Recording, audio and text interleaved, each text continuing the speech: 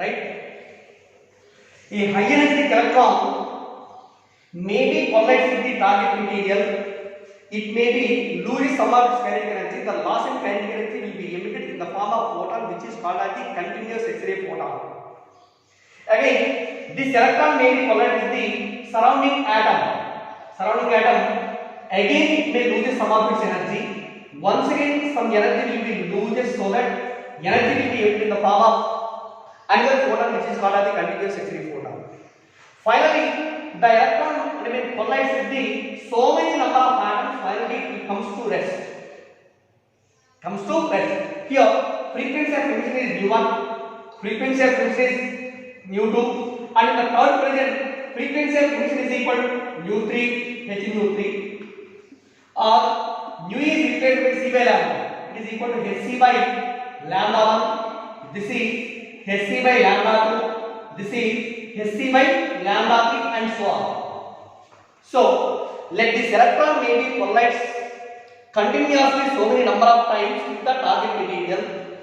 Finally, it comes to rest by the action of number of photons, which are called as the continuous X-ray photons. That's why continuous X-ray photons are emitted by the loss of K of the electron at the target atom. Okay. Suppose, let this electron may be polarized with the target, and in the first collision only, it loses its entire energy. Means the electron will completely stops at the first target or the first collision. So in this case, the total kinetic energy of the electron means half m v maximum square. This will be converted into a photon whose energy is equivalent to h nu. Energy is maximum. Okay, na? In this first collision only, electron is completely stopped. Electron completely stops means its entire energy converts into a photon. Photon frequency is equal to nu. Frequency is also maximum because the photon is also having maximum energy. But half in V maximum square is equal to, it is equal to capital E into V. It will be explained in later. ED is equal to, E is the charge of the electron, and V is equal to potential difference between filament and target. EV is equal to h into nu maximum is also equal to c by lambda minimum. Nu maximum means lambda will be minimum. From this, lambda minimum is equal to h into c by ev. Lambda minimum is equal to h into c by ev. So this is the formula for minimum wavelength of the continuous X-ray photon. But here, say it is equation 1. Here h is your Planck's constant and its value is 6.62 into 10 power minus 34 joule second, and velocity of light c is equal to 3 into 10 to the power 8 meter per second. By substituting, and again small e is equal to charge of the electron 1.6 into 10 power minus 19 coulombs. So by substituting all these values, finally we get the formula lambda minimum is equal to 12,400 by V, and it is measured in angstrom units. It is the formula for minimum wavelength of the continuous X-ray photon. Lambda minimum is equal to 12,400 by V. Now what is the relation between lambda minimum and V? Lambda minimum is proportional to 1 by V. Lambda minimum proportional to 1 by V. So the minimum wavelength of the continuous X-ray photon is inversely proportional to potential difference between filament and target. This law is also called Dane and Hunt's law. It is called Dane and Hunt's law. Dane and Hunt's law explain the relation between wavelength and also potential difference.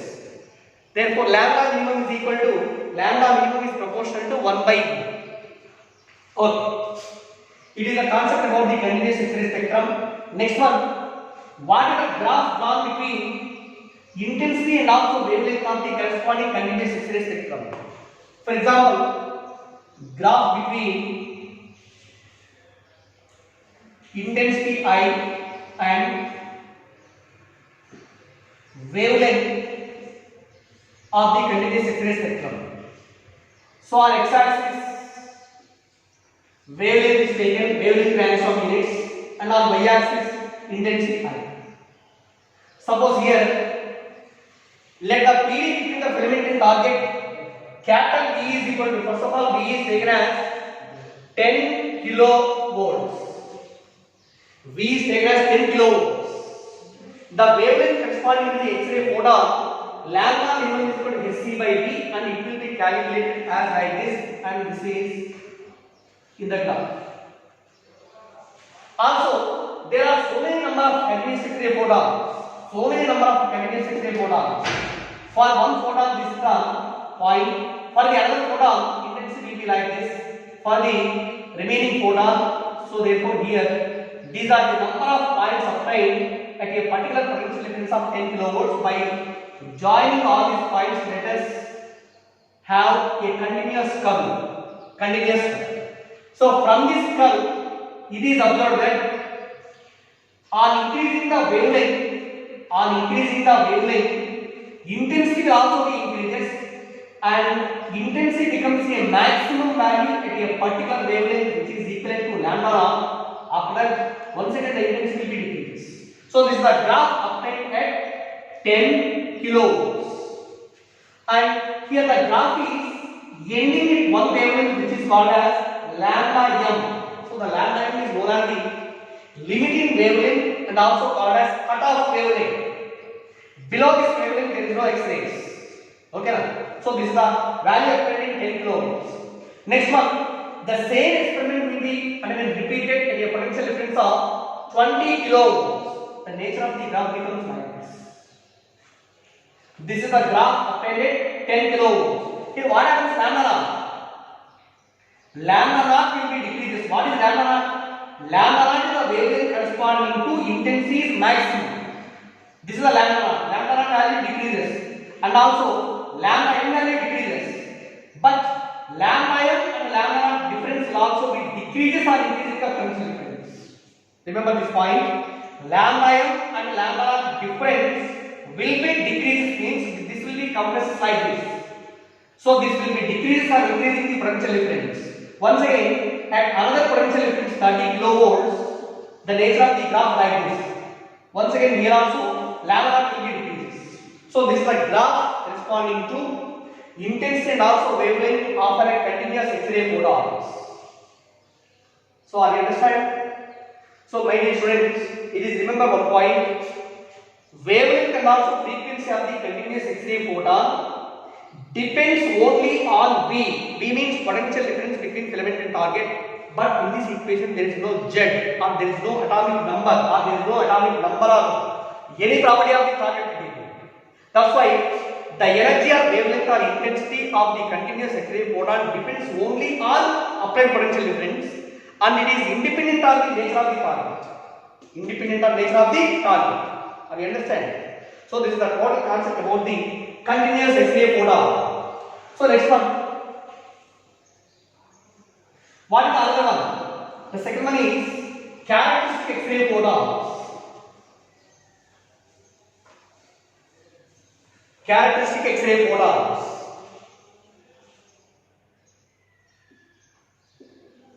Characteristic X-rays. So for characteristic X-rays, how these characteristic X-rays are produced? Very simple. This is the nucleus of the target atom. First orbit, second orbit, third orbit, fourth orbit, and so on. Let these orbits may be represented as K, L, M, N. Suppose if the electron coming out from the filament, it is made to incident on the first atom of the target. Made to incident on the atom of the target, so that it is slightly deviated in its original direction, means it may be moving like this. That means kinetic energy of the electron will be decreases. Decreasing kinetic energy will form of photon which is called as the continuous X-ray photon, right? This is continuous X-ray photon, continuous X-ray photon. So at the same moment, this high energy electron beam maybe knocks out the electron lying in the innermost orbits. Suppose this is the innermost orbit. In this innermost orbit, there are number of electrons. When the electron high energy electron beam while passing through the atom, it may knock out the electron. Also means in the first orbit, this electron is also knocked out by this electron. This electron may also be moving like this. That means there is an empty space. There is an empty space created in the innermost orbit. So the empty space generated inside the orbit, this is never be empty always. So therefore, this empty space may be filled by the electron coming out from the higher energy levels.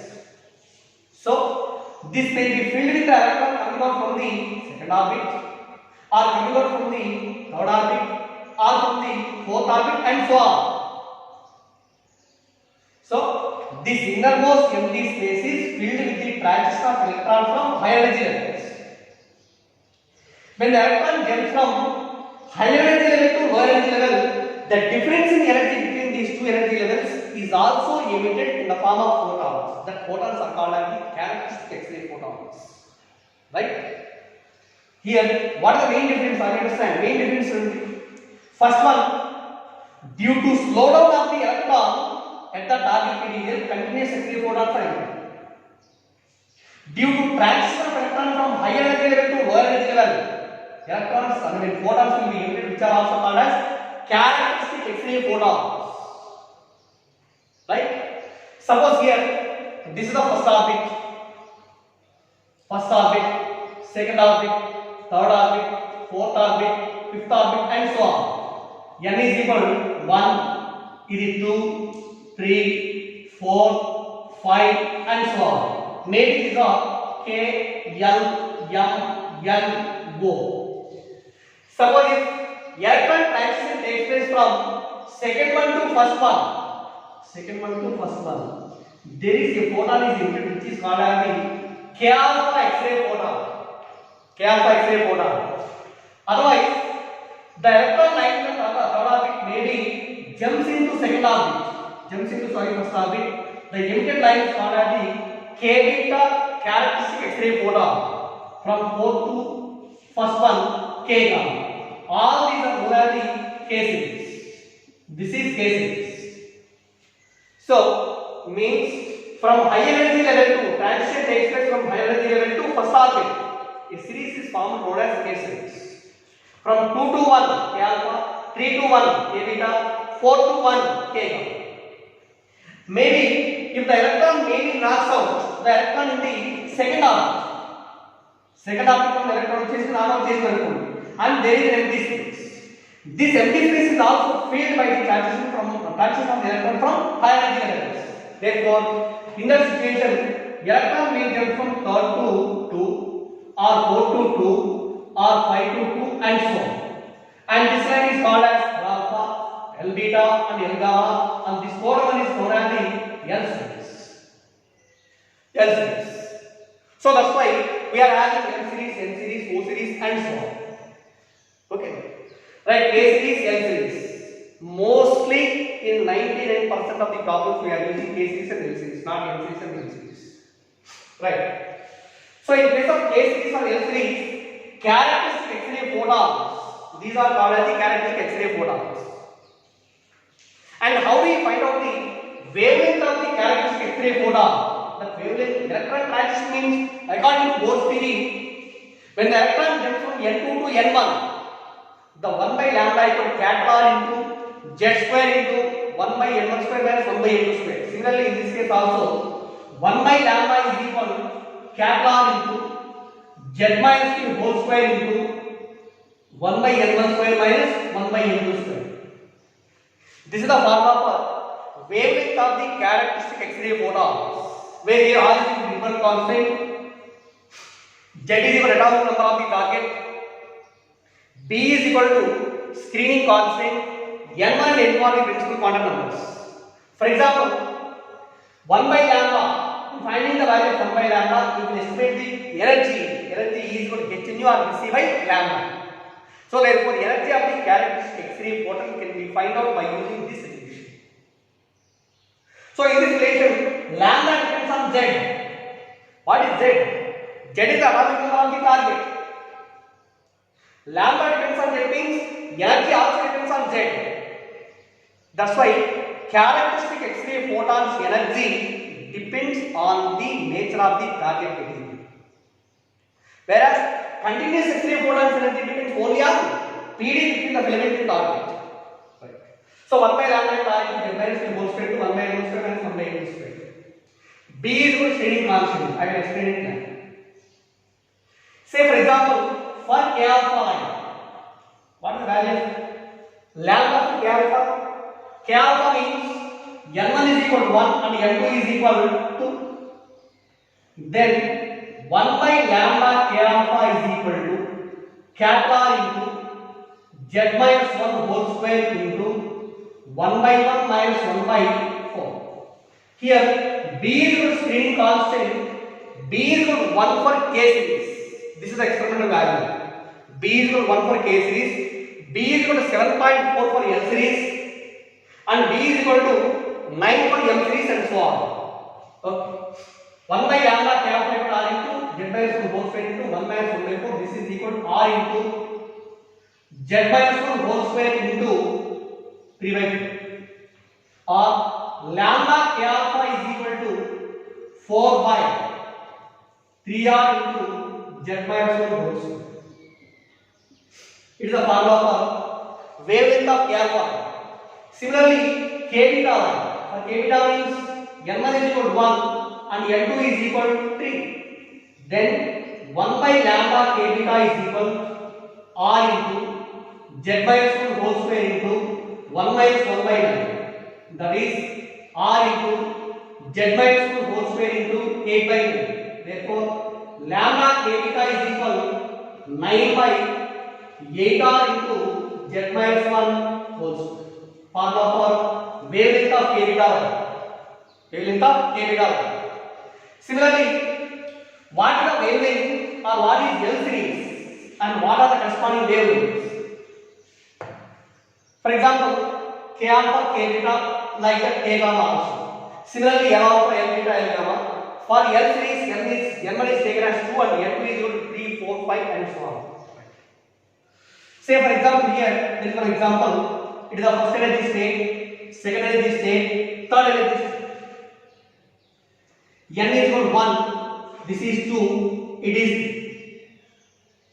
Let the electron jump from second to 1, this will represent K alpha. Suppose the electron jump from 3 to 1, means it is K beta line. Or electron jump from 3 to 2 only, this is called K alpha.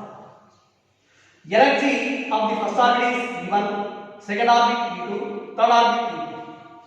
But from the diagram, E3 minus E1 should be equivalent to E3 minus E2 plus E2 minus E1. Okay.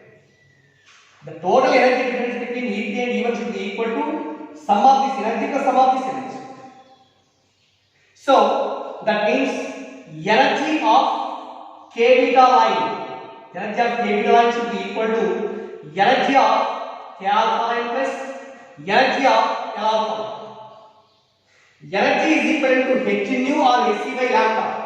So 1 by lambda K beta is equal to 1 by lambda K alpha plus 1 by lambda L alpha. Therefore, L lambda L alpha into lambda K alpha by lambda K alpha plus lambda L alpha.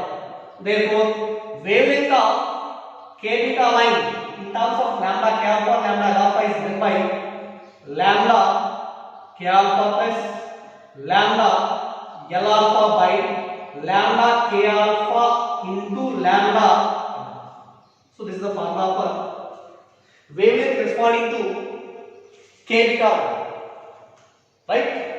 Also, when the X-rays and characteristic X-rays are emitted, it is having some frequency and also wavelength. Wavelength of these characteristic X-ray photons can be found out using these relations.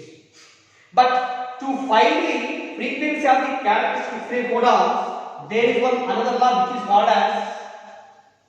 which is called as Moseley's law. It's very simple, last concept. Moseley's law. According to Moseley's law, generally it is used to find the frequency of the characteristic X-ray spectral line. According to this, root nu is proportional to Z. Root nu is the frequency of the characteristic X-ray photons. So the square root of frequency of the characteristic X-ray photons is directly proportional to atomic number of the target. That is the statement of Moseley's law.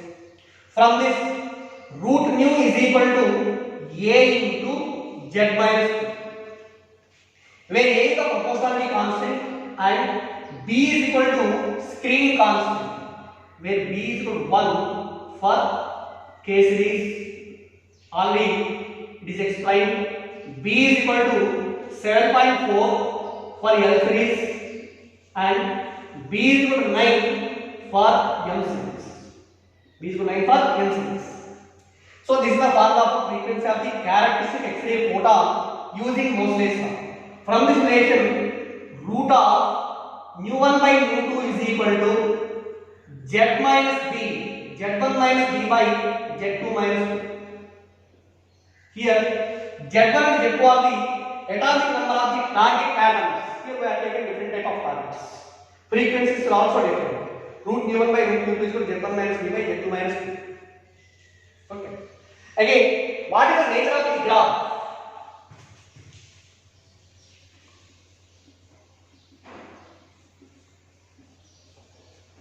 So again here from Moseley's law, root nu is equal A into Z minus B, that is equal AZ minus A. This equation will be very similar to Y is equal to Mx. That means a graph is drawn by taking